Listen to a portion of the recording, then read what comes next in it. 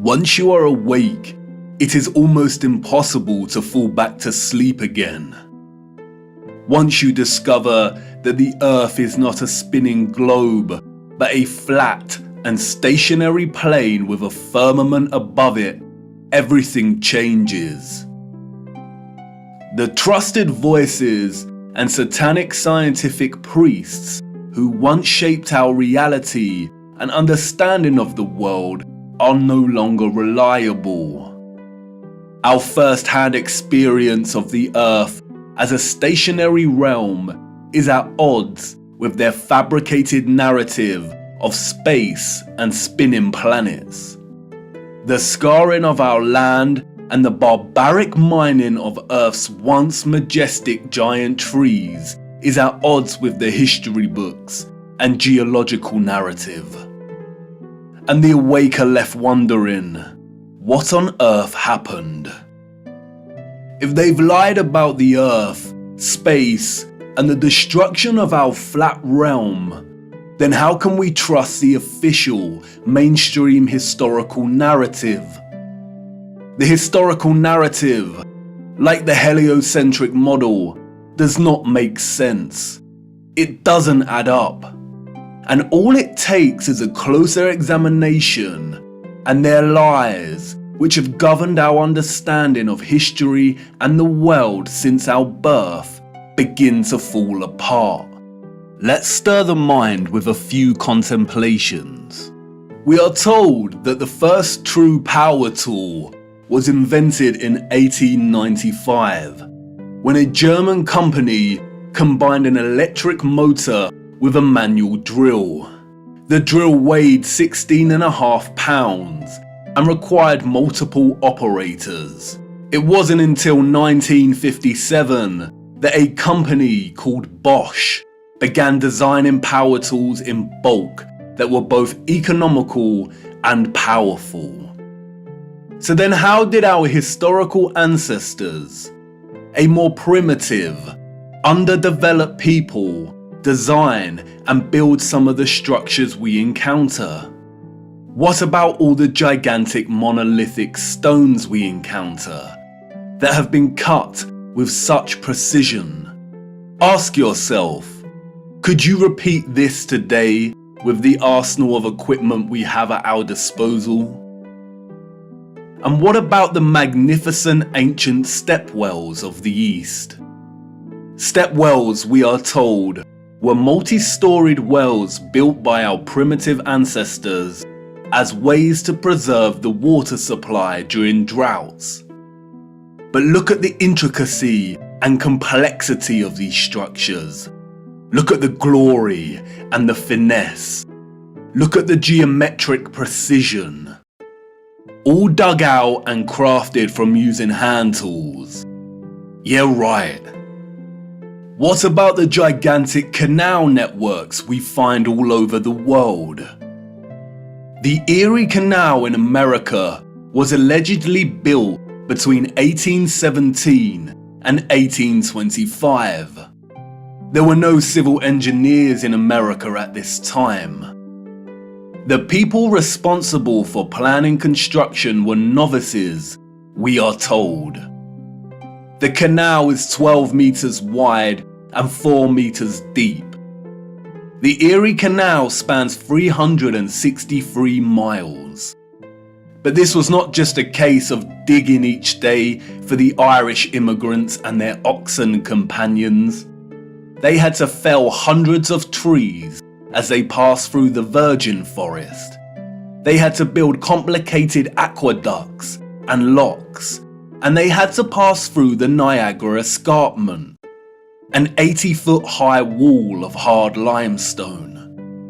They had to use black powder to blast through this, we are told, as dynamite had yet to be invented.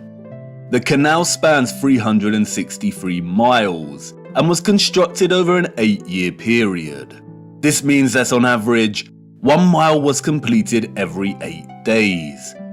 What a record, especially since those responsible were novices, and power tools and dynamite were yet to be invented.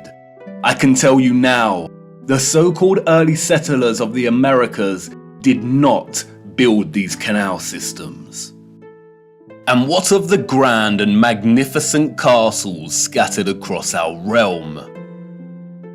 Did you know that most were designed and constructed without plumbing systems and methods to heat rooms properly? The royal and the elites of the past were content without having the accessible necessities of survival, just as long as they could live within the grand and the glorious, while the peasants, in their modest abodes, enjoyed warmth throughout the long dark winters? I don't think so. And of course, there is the impossibility of the Great Giza Pyramid Complex. The pyramids, we are told, were constructed somewhere around 2500 BC. The Great Pyramid itself consists of 2.3 million blocks of limestone and granite, and its overall structure weighs 6 million tons. The largest granite stones weigh between 20 and 80 tons each. 20 tons is 20,000 kilograms. These blocks were carved from quarries with copper chisels and allegedly transported from 800 kilometers away. The so-called experts can only theorize that a vast amount of slave labor was required. Being gullible and falling for the official narrative of slave labor is one thing, but can someone please explain how the air shafts of the Great Pyramid align so neatly with the circumpolar stars? And then there is the curious case of star forts, or what the official liars of the world call bastion forts. Developed in the late 15th and early 16th century, these forts, we are told, were designed during an era of gunpowder and the cannon. The geometric design offered a nation's military protection against blind spots during conflict. Of course they did. We all know that the best protection during war is to design a fort with such precise geometric patterning. Has any real historian ever stopped to think just how perfect the geometry is here? Our primitive ancestors did not have the technology to view structures from above, but they still managed to achieve this? Give me strength. There is no way. We could not produce such perfect geometry on this scale today. We've been fooled once again. We have been indoctrinated with a false historical narrative and timeline. And, like the silly heliocentric model, all it takes is a closer look at this narrative and things soon start to fall apart, and the lies become so blatantly evident. Because of their satanic lies, piecing together an accurate, honest historical timeline has become an impossible Rubik's Cube. The official narrative, a Pandora's box, only offering us tiny clues, half-truths, and deceptions. The stitchings of our true historical timeline have been loosened. The contents erased and muddled before we were even born into this world. And herein lies the problem. How to know where you are going if you don't know where you are in the first place? But you see, awakening is truly a gift. Once awake, we learn that we've always had the answers right in front of us. We've always had more than we know. But we had to regain our sight first before things started falling into place. Before things started to make a little more sense. And here we are again, viewer, at the precipice of another great journey.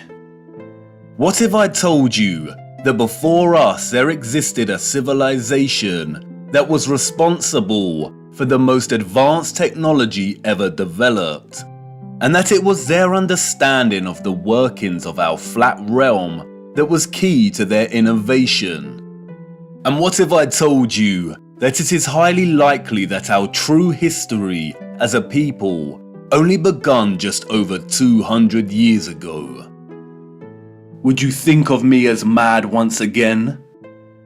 Do I sound as preposterous as when I first told you that the earth is flat? Perhaps, and that's why I need to show you.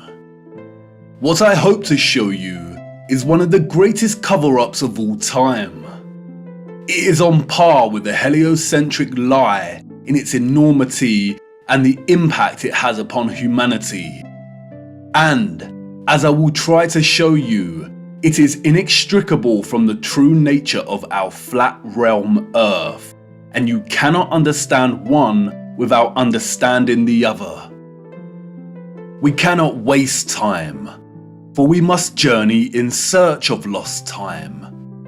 At its heart, this is a story about deception. It is also a story of endings and beginnings, of death and rebirth. And please bear with me. Due to the deceptions and falsities underpinning our historical narrative, this story cannot be told in a linear fashion. We need to go back and forth in time to really draw out something that brings us a little closer to the truth.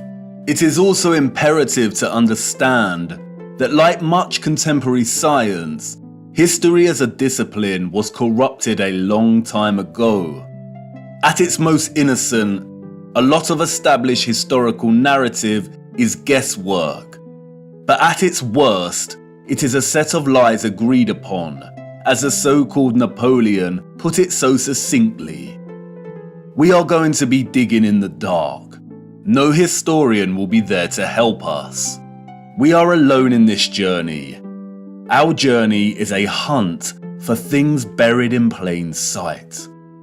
And things may become a little uncomfortable at times, but it is necessary. We have been living a comfortable lie for far too long now.